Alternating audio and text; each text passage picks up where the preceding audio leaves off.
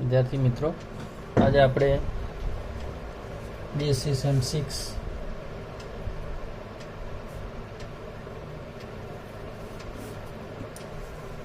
આપણો સિલેબસ છે તો એ આપણે પૂરો કર્યો, પણ જે શરૂઆત છે એ શરૂઆત આપણે અહીંયા જોઈ લઈએ કે જે અગાઉ આપણે ક્લાસરૂમ ટીચિંગમાં જોયું હતું. તો પહેલી વસ્તુ કે ભાઈ ચલરૂપકતા એટલે શું?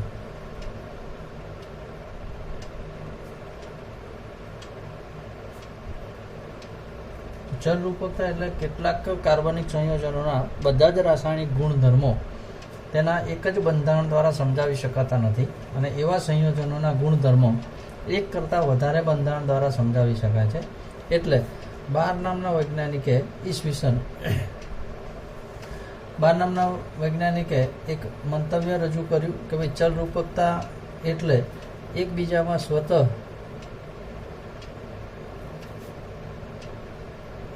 પરિવર્તન પામવાની જે ઘટના છે, શક્તિ ધરાવતા સમઘટકોનું ગતિશીલ સમતોલન છે, એને આપણે ચલરૂપકતા તરીકે ઓળખીએ છીએ. ફરીથી ધ્યાન રાખો કે ચલરૂપકતા એટલે એકબીજામાં સ્વતઃ પરિવર્તન પામવાની શક્તિ ધરાવતા સમઘટકોનું ગતિશીલ સમતોલન. AAE એસિટોએસિટિક એસ્ટર એના બે ચલરૂપકો અસ્તિત્વ ધરાવે છે, એ આપણે અહીંયા જોઈ લઈએ. બે ચલરૂપકોમાં અસ્તિત્વ ધરાવે તો આપણે અહીંયા જોઈએ કે ભાઈ CH3 C double bond O CH2 C double bond O OC2H5. આ જે છે એનું કીટો સ્વરૂપ છે, એટલે કીટો ચલરૂપકતા. એમાંથી અહીંયા જોઈએ CH3C OH double bond CH C double bond O OC2H5. આ જે છે એ ઇનોલ સ્વરૂપ છે. તો એના બે સ્વરૂપો કયા? તો કે ભાઈ કીટો અને ઇનોલ.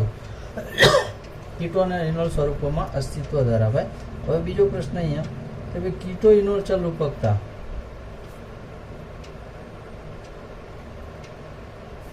એટલે શું?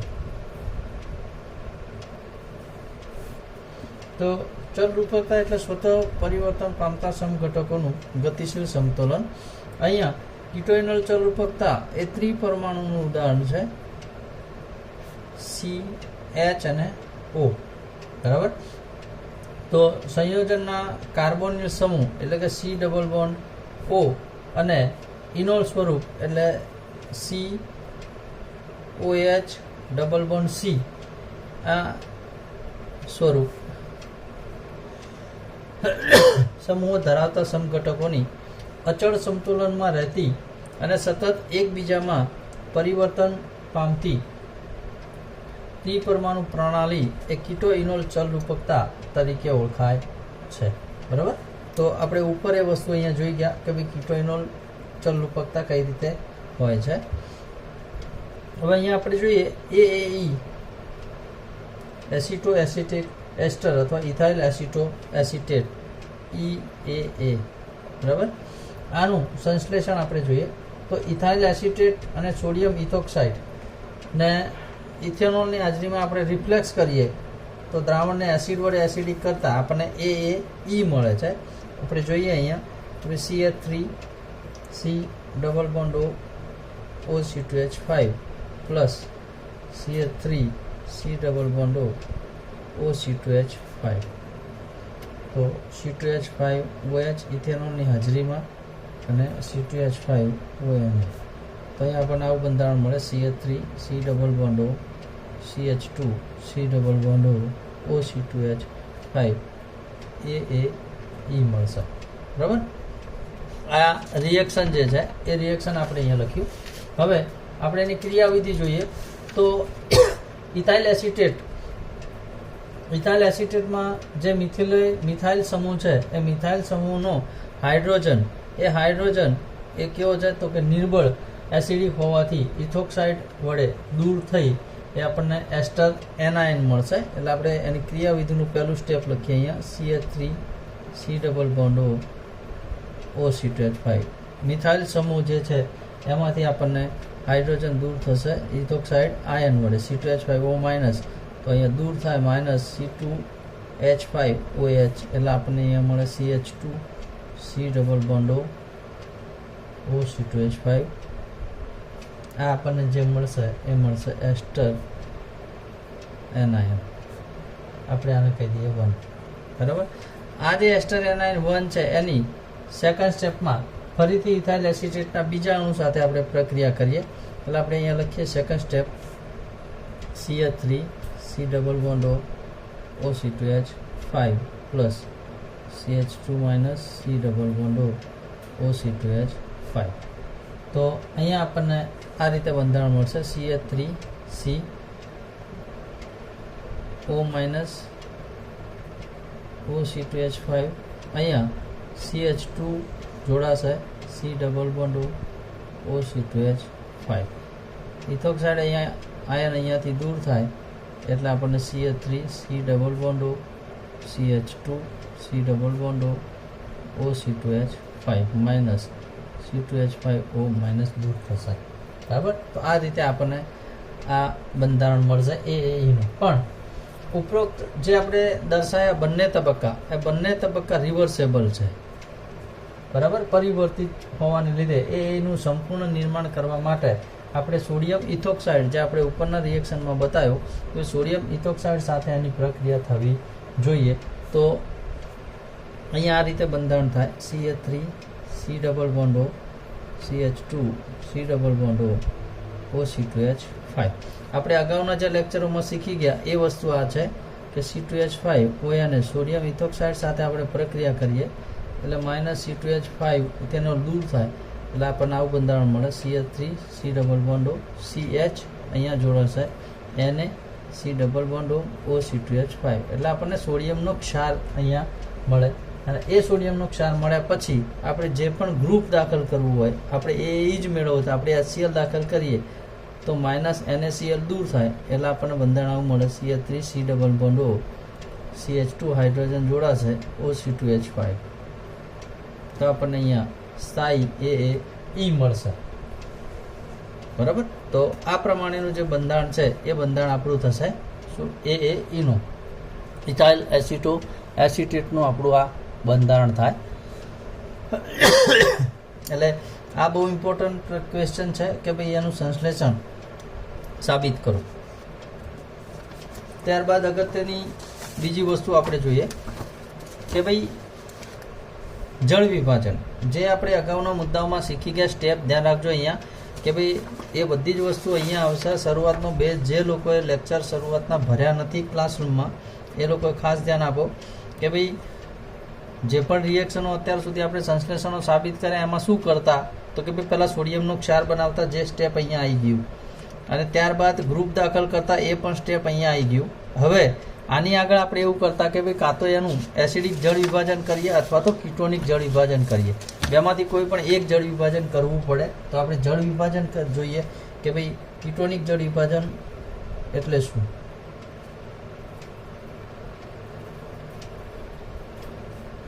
તો અહીંયા આપણે જોઈએ કે ભાઈ CH3 C ડબલ બોન્ડો CH2 C ડબલ બોન્ડો OC2H5.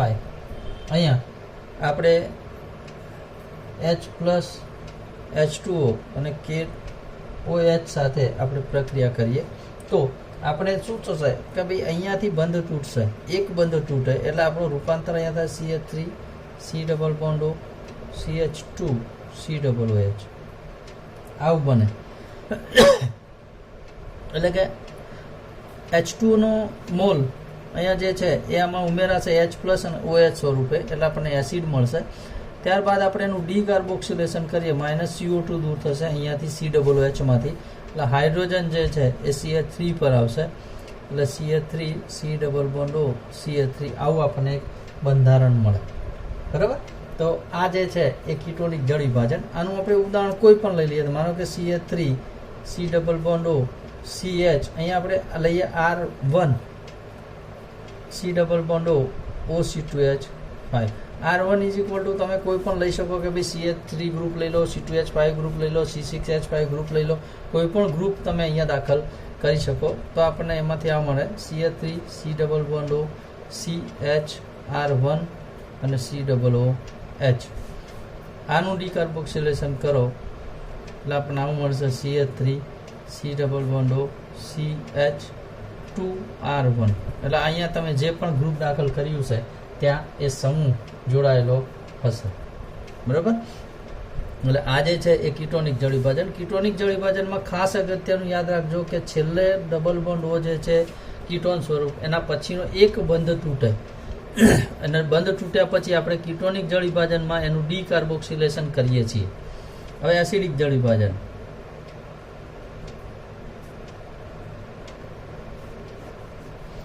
તો એસિડિક જળ વિભાજનમાં એ જ પ્રમાણે CH3 C∫O CH2 C∫O OC2H5.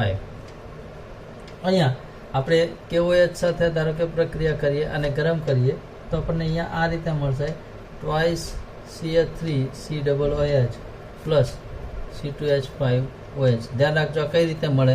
તો ધારો કે અહીંયાથી એક બંધ આ તૂટશે, એક બંધ અહીંયાથી તૂટશે. બરાબર. તો આ બંધ તૂટશે એટલે અહીંયા બનશે CH3 COOH પ્લસ હાઇડ્રોજન અહીંયા ઉમેરાશે એટલે CH3 OH અહીંયા ઉમેરાશે એટલે COOH પ્લસ અહીંયા H ઉમેરાશે એટલે C2H5OH. આ પ્રમાણે ટ્વાઇસ CH3 COOH મળે. એકચ્યુઅલી આપણે જે મળશે આપણી સંશ્લેષણમાં આપણે જે સાબિત કરીશું એ મેઇન પાર્ટ આ થશે વચ્ચેનો. એટલે હવે અહીંયા આપણે જોઈએ કે ભાઈ CH3 પેલાની જેમ એમાં પણ એક ગ્રુપ લઈ લઈએ, CH_R1 લઈએ અને C∫O OC2H5 એની KOH સાથે પ્રક્રિયા કરો, ગરમ કરો તો અહીંયાથી બંધ તૂટે, આ બંધ તૂટશે. તો અહીંયા બનશે CH3 COOH પ્લસ અહીંયા બનશે CH_R1 COOH એટલે CH2 પ્લસ અહીંયા બનશે C2H5OH. ઓકે. તો આ જે વસ્તુ છે R1 CH2 COOH આ આપણી મુખ્ય સંશ્લેષણ થશે. જે પણ આપણે સંશ્લેષણ મેળવવું છે એ થશે. બરાબર. તો પહેલી વસ્તુ આપણે જોઈ લઈએ કે ભાઈ આના આધારે આપણે જે સંશ્લેષણ મેળવવા છે એ સંશ્લેષણના થોડા આપણે ઉદાહરણ જોઈએ. પહેલું આપણે લઈએ મોનોકાર્બોક્સિલિક એસિડ માટે.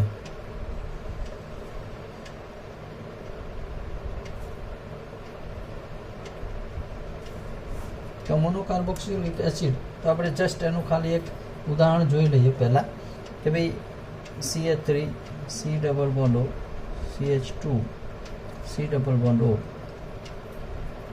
OC2H5. તો આને પહેલાં સોડિયમનો ક્ષાર એટલે C2H5O એને બનાવીએ માઇનસ C2H5OH. તો CH3 C∫O CH Na C∫O OC2H5 એટલે સોડિયમનો ક્ષાર બનાવ્યો. ધ્યાન રાખજો અહીંયા CH2 જે છે ત્યાં હાઇડ્રોજન દૂર થઈ અને આપણને સોડિયમનો ક્ષાર મળે. હવે માનો કે આપણે R1 ઉમેરીએ અને X તો શું થાય, NaX દૂર થશે એટલે આપણને બંધારણ મળશે CH3 C∫O CH સોડિયમની જગ્યા આવશે R1 C∫O OC2H5. એનો મતલબ એ કે આપણે જે પણ બંધારણની અંદર જે પણ ગ્રુપ દાખલ કરવું છે એ ગ્રુપ આપણે અહીંયા લઈશું તો સોડિયમની જગ્યાએ આપણું એ ગ્રુપ આવશે. અને હવે આપણે આનું એસિડિક જળ વિભાજન કરીએ તો આ બે બંધ તૂટે.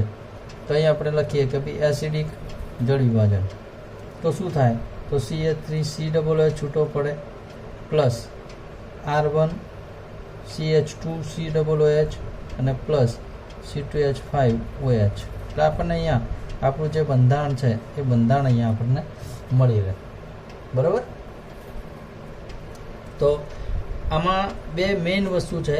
અગત્યની વસ્તુ ધ્યાન રાખજો કે જે પણ સંશ્લેષણ તમારે મેળવવું છે એ સંશ્લેષણ એટલે કે એનું બંધારણ તમને આવડવું જોઈએ અને એ બંધારણના આધારે તમને ખ્યાલ આવવો જોઈએ. હવે અહીંયા જોજો કે ભાઈ આપણો આ એ લઈએ આપણે અને એસિડિક જળ વિભાજન કરીએ છીએ તો આપણો કોમન પાર્ટ કેટલો થશે, તો આટલો કોમન પાર્ટ થશે CH2 COOH. ધ્યાન રાખજો અહીંયા CH2 COOH. હવે આમાં પણ ફેરફાર થઈ શકે છે થોડો. ક્યાં થાય, તો કે અહીંયા હાઇડ્રોજનમાં માનો કે ઘણીવાર એવું પણ આવે CH_COH. જો CH_COH આવે તો આ તમારો કોમન પાર્ટ થયો, પણ અહીંયા 2 શૃંખલા હોવી જોઈએ.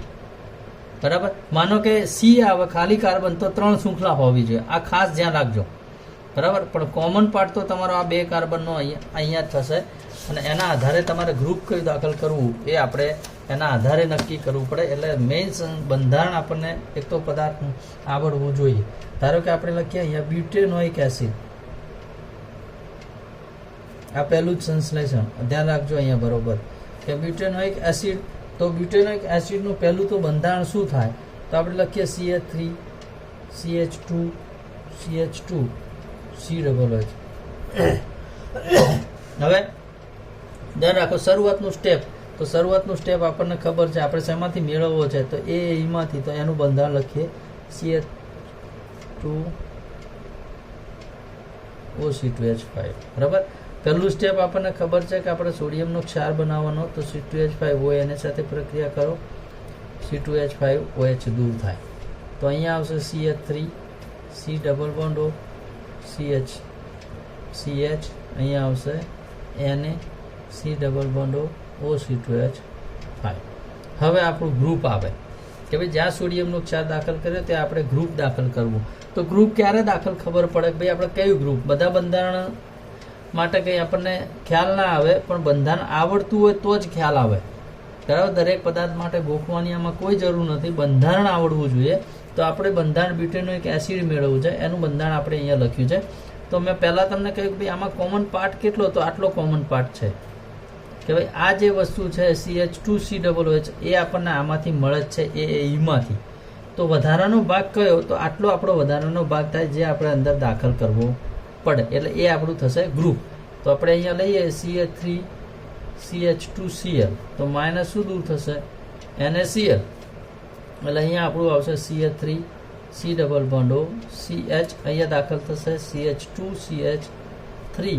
અહીંયા છે C double bond O OC2H5. ચલો હવે આનું એસિડિક જળ વિભાજન કરીએ. તો એસિડિક જળ વિભાજન કરશું તો શું થશે કે ભાઈ 2 બંધ તૂટે. બરાબર. તો 2 બંધ તૂટે એટલે આપણું અહીંયા બંધારણ મળે આપણને CH3 COOH પ્લસ. બીજું આ થશે એટલે આપણે આવું લખીએ CH3 CH2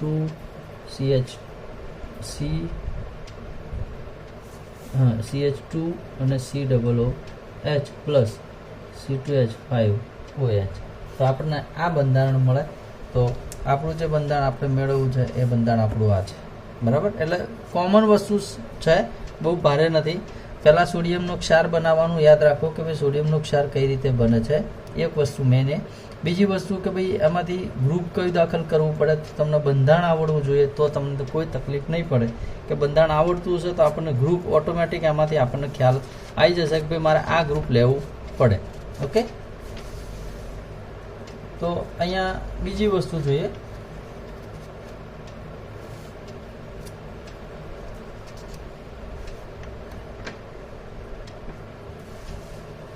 બીજું બંધારણ જોઈએ પેન્ટેનોઇક એસિડ. આપણે બધા જ બંધારણ સાબિત નહીં કરીએ, હું તમને અહીંયા બતાવી દઉં છું. અમુક બંધારણો જે અલગ છે એ હું તમને બતાવીશ. પેન્ટેનોઇક એસિડ એટલે CH3 CH2 CH2 CH2 COOH.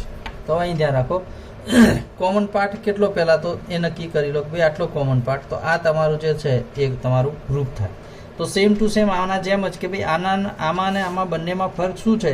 તો કે ભાઈ અહીંયા CH3 CH2 છે, અહીંયા CH3 CH2 CH2 છે. તો આપણું જે ગ્રુપ તમે અહીંયા લીધું ત્યાં એક CH2 વધારવાનો છે. ઓકે. અને આ જ સ્ટેપ કરવાના છે. પહેલાં સોડિયમનો ક્ષાર, પછી ગ્રુપ દાખલ કરો અને એસિડિક જળ વિભાજન, એટલે આપણને આ મળી જાય. બીજું આપણે અહીંયા લઈએ alpha methyl N valeric acid.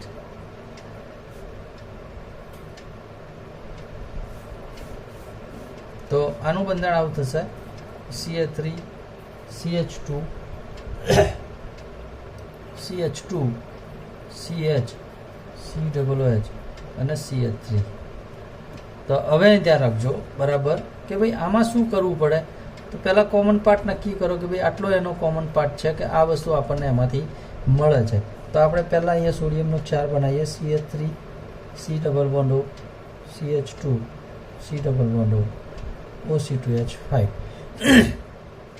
આનો સોડિયમનો ક્ષાર બનાવીએ તો C2H5 ONA minus C2H5 OH.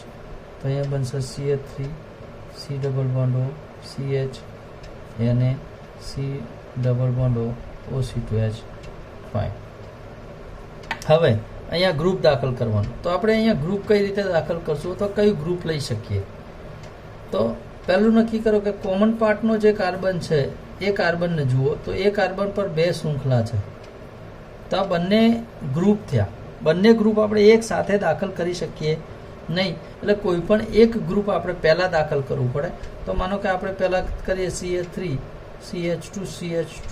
તો અહીંયા લઈ લઈએ Cl એટલે માઇનસ NaCl દૂર થશે. એટલે આપણું બંધારણ બનશે CH3 C double bond O CH. અહીંયા આવશે CH2 CH2 CH3 બરાબર. અહીંયા આવશે C double bond O OC2H5. હવે આ બીજું ગ્રુપ દાખલ કરવાનું. એક ગ્રુપ બાકી રહ્યું આપણું દાખલ કરવાનું. તો હવે એના આપણે કઈ રીતે દાખલ કરી શકીએ? તો એના માટે ફરીવાર આપણે સોડિયમનો ક્ષાર બનાવવો પડે C2H5 ONA. એટલે C2H5OH દૂર થાય તો CH3 C double bond O. પહેલાં જ્યાં દાખલ થયેલો હતો ત્યાં જ સોડિયમ દાખલ થશે. એટલે એક હાઇડ્રોજન અહીંયા જે છે એ હાઇડ્રોજન દૂર થશે અને એની જગ્યાએ સોડિયમ આવશે C double bond O OC2H5. હવે ત્યાંથી ફરીથી કે ભાઈ આપણું ગ્રુપ કયું છે? તો CH3. તો CH3Cl. તો NaCl સાથે દૂર થશે. એટલે આપણને આવું મળશે CH3 C double bond O carbon CH3. અહીંયા CH2 CH2 CH3 C double bond O OC2H5. 2 group દાખલ થઈ ગયા. હવે આનું જળ વિભાજન કરો એટલે આ 2 બંધ તૂટે એટલે આપણને મળે CH3 C double OH plus. હવે અહીંથી લખીએ આપણે CH3 CH2 CH2 carbon CH3. Hydrogen એક અહીંયા જોડાશે એટલે CH. અહીંયા થશે C ડબલ OH. તો આપણું જે બંધારણ છે એ બંધારણ આપણને અહીંયા મળી જશે. ઓકે. તો આ રીતે આમાં ઘણા બધા જે બંધારણો છે એવા આપણે દોરી શકીએ છીએ જે ક્લાસરૂમ ટીચિંગમાં પણ મેં તમને અગાઉ શીખવાડી દીધું છે. અને નવી વસ્તુ લઈએ કે ભાઈ દ્વિકાર્બોક્સિલિક એસિડ. આ આપણે મોનોકાર્બોક્સિલિક એસિડ શીખ્યા. હવે આપણે દ્વિકાર્બોક્સિલિક એસિડ લઈએ. તો દ્વિકાર્બોક્સિલિક એસિડ હોય તો શું થાય? બહુ સિમ્પલ છે, ધ્યાન રાખજો. ઉદાહરણ ખાલી આપણે બદલવાનું છે. માનો કે સક્સિનિક એસિડ. તો ધ્યાન રાખજો સક્સિનિક એસિડનું સૂત્ર શું થાય? તો CH2 C double OH CH2 C double OH. હવે ધ્યાન રાખજો બરોબર કે ભાઈ કોમન પાર્ટ કેટલો? તો આટલો કોમન પાર્ટ. આ પહેલી વસ્તુ. અહીંયા સૌથી અગત્યનું એ છે કે ભાઈ જે પણ કોમન પાર્ટ મળે છે એ કોમન પાર્ટ આપણને શેમાંથી મળે છે? તો બહુ સિમ્પલ છે કે છેલ્લે આપણે એસ્ટર જે છે ત્યાંથી આપણને CH2 C ડબલ OH મળે છે. CH2 છે અને C ડબલ OH મળે છે. તો આપણે અહીંયા ગ્રુપ જે લઈશું એ ગ્રુપ પણ આપણે એ જ રીતનું લઈશું કે જ્યાંથી આપણને બીજો ભાગ મળે. સોડિયમનો ક્ષાર આપણો એ જ રીતે બનશે. એટલે આપણે પહેલું લખીએ અહીંયા CH3 C double bond O CH2 C double bond O OC2H5. તો C2H5 ONA એટલે માઇનસ C2H5OH. તો અહીંયા આવશે CH3 C double bond O CH Na C double bond O OC2H5. હવે આપણે અહીંયા ગ્રુપ લેવાનું છે. તો ગ્રુપ કયું લઈશું? ધ્યાન રાખજો. અહીંયાથી લઈએ આપણે કે ભાઈ C2H5 C double O CH2 અને અહીંયા લઈ લઈએ ધારો કે Br. તો માઇનસ Na Br દૂર થાય બરાબર. તો આપણું બંધારણ અહીંયા આવું મળે CH3 C double bond O CH. આગળ લખી દઈએ C double bond O OC2H5. અહીંયા આપણું આવશે CH2 C double bond O OC2H5 જે આપણે ગ્રુપ તરીકે લીધું બરાબર. હવે એ જ પ્રમાણે આનું જળ વિભાજન કરો. તો જળ વિભાજન કરશું તો શું થશે? પેલાની જેમ જ એક બંધ અહીંયાથી તૂટશે, એક બંધ આ તૂટશે અને આ પણ બંધ તૂટશે. એટલે રૂપાંતર શું થાય કે ભાઈ અહીંયા બનશે CH3COOH પ્લસ અહીંયા CH2 અહીંયા આવશે COOH. હવે અહીંયા બનશે પાછું CH2 અને COOH એટલે પ્લસ ટ્વાઇસ C2H5OH દૂર થશે. એટલે અહીંયા આપણું બંધારણ આપણને આ મળી જાય. ઓકે, તો આ પ્રમાણે તમે એમાં કોઈ પણ આવે, એડિપિક એસિડ આવે, ગ્લુટારિક એસિડ આવે, તો અહીંયા CH2ની સંખ્યા વધશે. તો એ પ્રમાણે તમારે અહીંયા ગ્રુપમાં CH2ની સંખ્યા તમારે વધારવી પડે. બરાબર? તો એક આ વસ્તુ હતી. હવે આપણે આગળ જોઈએ કે ભાઈ આલ્ફા બીટા અસંતૃપ્ત એસિડ આવે.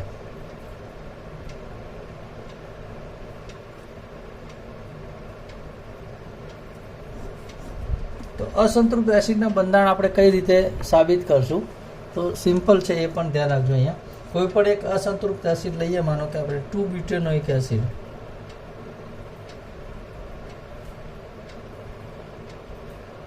તો 2-બ્યુટેનોઇક એસિડ એનું બંધારણ આપણું આવું થાય CH, ડબલ બોન્ડ CH અને CH3. એટલે જે દ્વિબંધ આવતો હોય તો એ દ્વિબંધ એ તમારું અસંતૃપ્ત એસિડ કહેવાય. હવે બહુ અગત્યની વસ્તુ છે, ધ્યાન રાખજો આ કે ભાઈ CH3 C double bond O, CH2 C double bond O, OC2H. હવે અત્યાર સુધી આપણે સોડિયમનો ક્ષાર બનાવ્યો, એક બધું જ કર્યું, પણ અહીંયા આપણે જે ભાગ છે એ કોમન પાર્ટ આટલો છે. ધ્યાન રાખજો, અહીંયા નક્કી થશે કે આટલો કોમન પાર્ટ આપણો છે CH3OH. હવે અત્યાર સુધી આપણે કોઈ પણ બંધારણમાં દ્વિબંધ લાયા નથી, તો આપણે જે ગ્રુપ દાખલ કરવું પડે એ ગ્રુપ કેવું દાખલ કરવું પડે? દ્વિબંધમાં. માનો કે અહીંયા શું થાય, તો આનો મતલબ એ થાય CH3CHO છે. બરાબર? તો ઓક્સિજન અહીંયા આવે છે, હાઇડ્રોજન અહીંયા છે જ, -H2 અહીંયાથી દૂર થાય.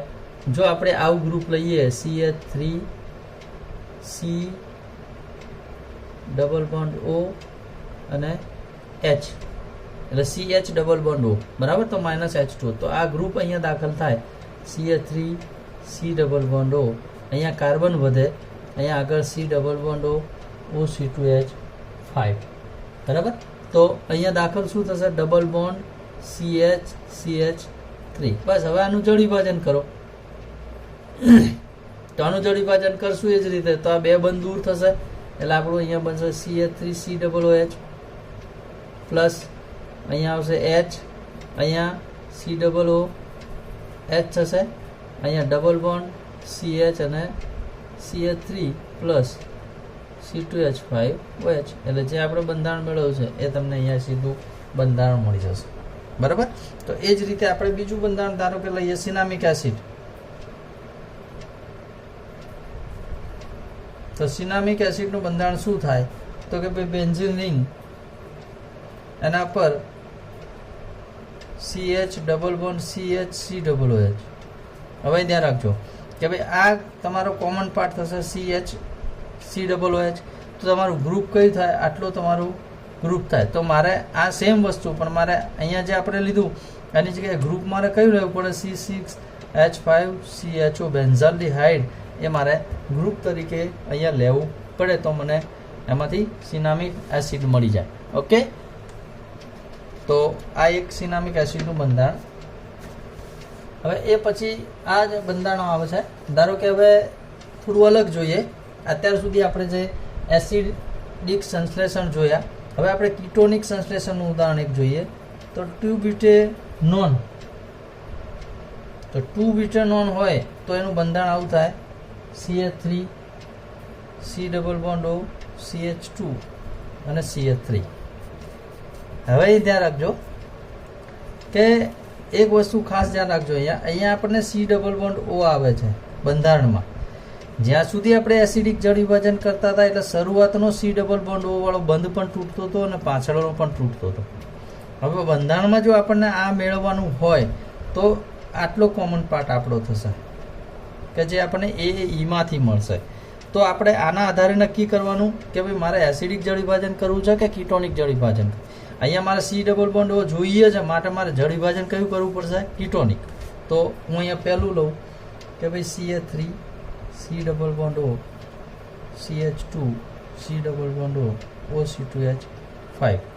આનું સોડિયમનો ક્ષાર બનાવીએ તો C2H5 ONA minus C2H5 OH, એટલે આ બનશે CH3 C double bond O CH Na C double bond O OC2H5.